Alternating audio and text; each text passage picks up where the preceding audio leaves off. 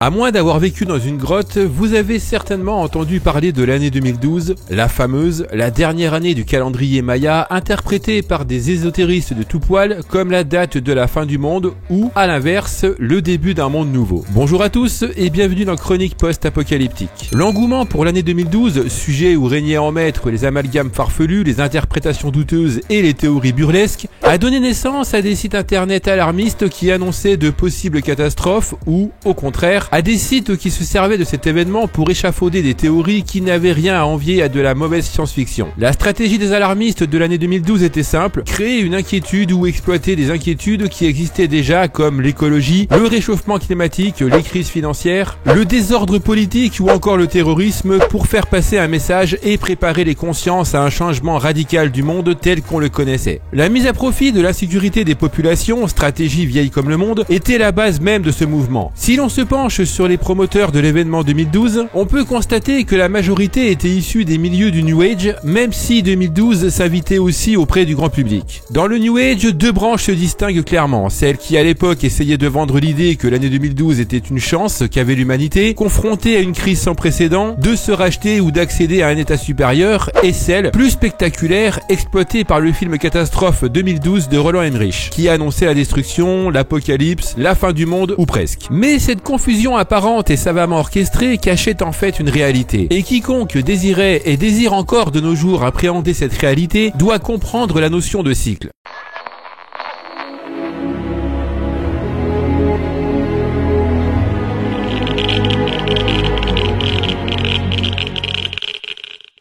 Comme l'annonçaient les anciennes traditions, nous sommes actuellement plongés dans l'âge noir et nous chutons. Pour ne pas sombrer, mais au contraire envisager un redressement, il nous faut retrouver la conscience historique des anciens, c'est-à-dire la conscience du temps cyclique. Les occultistes savent que l'univers entier est régi par des cycles et que ces cycles se reflètent dans la vie terrestre. En 2012, nous étions à la fin d'une année sidérale, c'est-à-dire un cycle de 25 920 ans. Ce grand cycle comporte 12 cycles moyens de 2160 ans qui correspondent aux ères astronomiques et chaque ère de 2160 ans compte 3 cycles courts de 720 ans, ce qui correspond au temps approximatif s'écoulant entre deux incarnations. Néanmoins, on peut aussi trouver des cycles un peu plus courts. Au-delà de l'année, il existe des cycles d'environ 11 ans qui dépendent principalement de l'activité de l'astre solaire, qui n'est autre que le reflet visible dans le ciel d'une influence cosmique supérieure, en réalité une puissance divine. Pour bien comprendre l'importance des cycles de 11 ans, il faut s'intéresser au phénomène des taches solaires. Parfois visibles à l'œil nu, elles sont en fait des explosions électromagnétiques, des sortes de bulles qui éclatent à la surface du soleil et dont la puissance peut avoir, suivant sa direction, une influence majeure sur la Terre. Ces rayonnements solaires n'ont aucune conséquence négative sur les hommes et la nature. Bien au contraire, ils ont des effets spirituels, mais rien de dangereux à proprement parler. En revanche, ils peuvent perturber les systèmes électromagnétiques qui constituent l'essentiel de la sphère technologique. Si la dernière tempête solaire, appelée embrasement de Carrington, avait fait peu de dégâts, c'était surtout parce que nous étions au tout début de l'ère industrielle.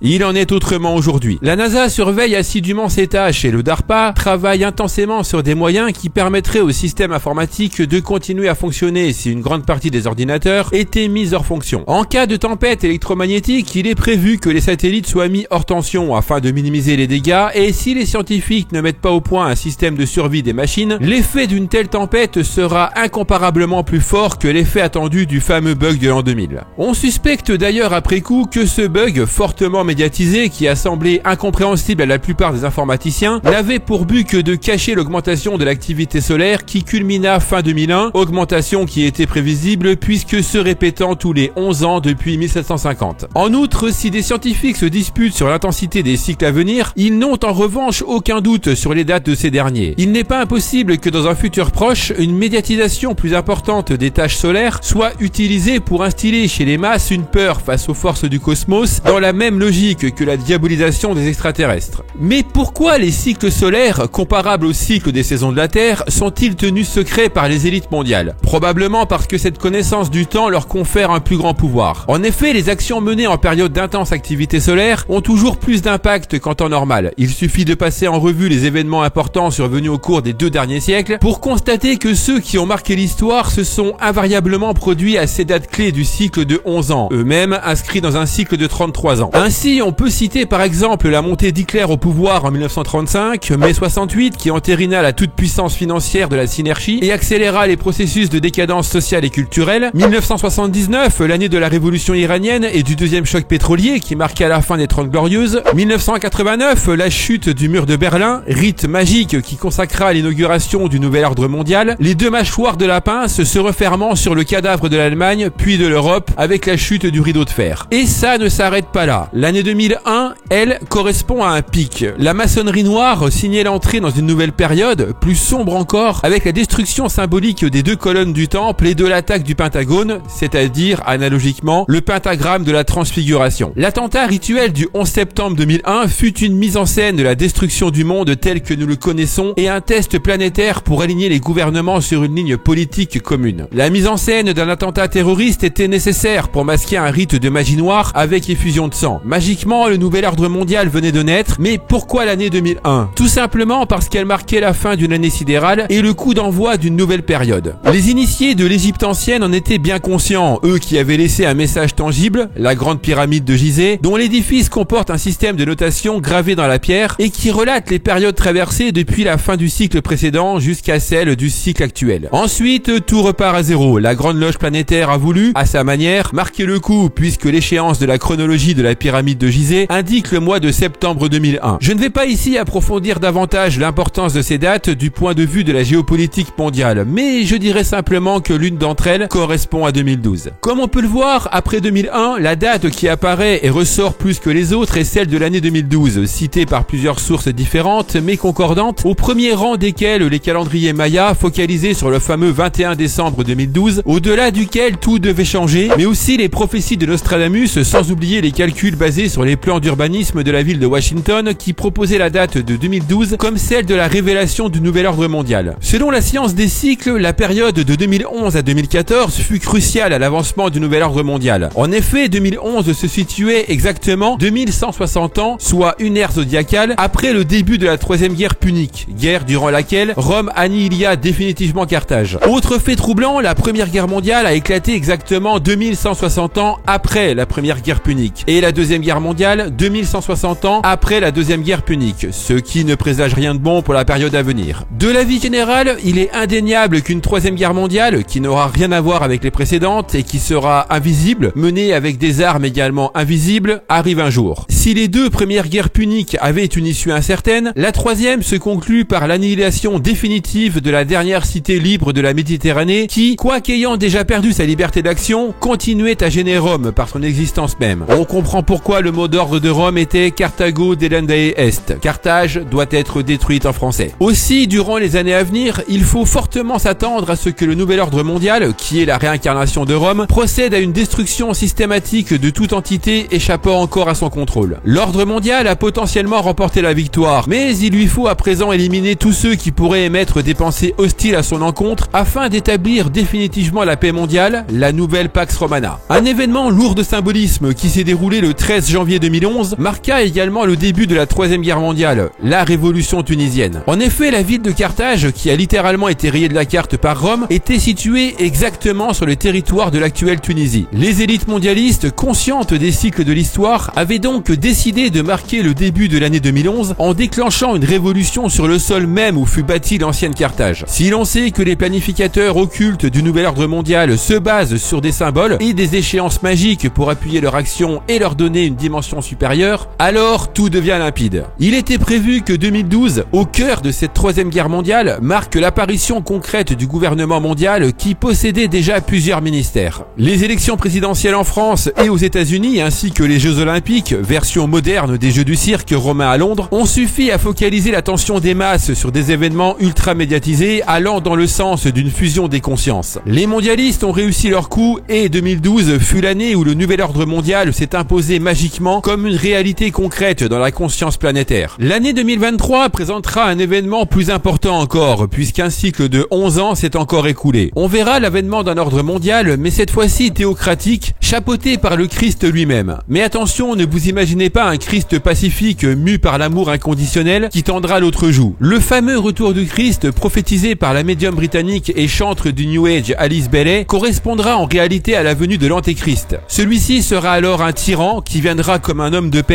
se faisant passer pour le nouveau Messie. Il trônera à la tête du gouvernement mondial, à moins que des intelligences supérieures ne s'opposent à ce programme. Chaque système politique, aussi parfait puisse-t-il paraître, possède inévitablement une face cachée, un côté sombre qu'on ne peut soupçonner. En d'autres termes, comme le présente Platon dans La République, chaque système politique comporte ses propres moyens d'autodestruction. Selon le philosophe, c'est la tyrannie qui sonne le glas de toute démocratie. L'apparente démocratie mondiale à venir engendrera un pouvoir plus tyrannique que jamais. Et si vous en doutez, je ne peux que fortement vous conseiller de faire vos propres recherches, ou à minimum, de regarder plus attentivement le monde dans lequel vous évoluez quotidiennement. Cette vidéo se termine, faites-vous plaisir dans l'espace commentaire, c'est là pour ça et YouTube aime bien. Pensez-vous que l'année 2023 sera, comme nous le montre notre passé, particulièrement difficile? Pensez-vous que nous sommes vraiment à 2 doigts d'une apocalypse nucléaire? Comme d'habitude, si vous avez passé un bon moment, n'hésitez pas à mettre un pouce bleu et à partager la vidéo. N'hésitez pas également à me rejoindre sur les réseaux sociaux, tous les liens sont disponibles dans la description. On se retrouve prochainement pour une nouvelle chronique et d'ici là, comme d'habitude, n'oubliez pas, de l'ordre naquit le chaos, du chaos jaillit la renaissance. Ciao!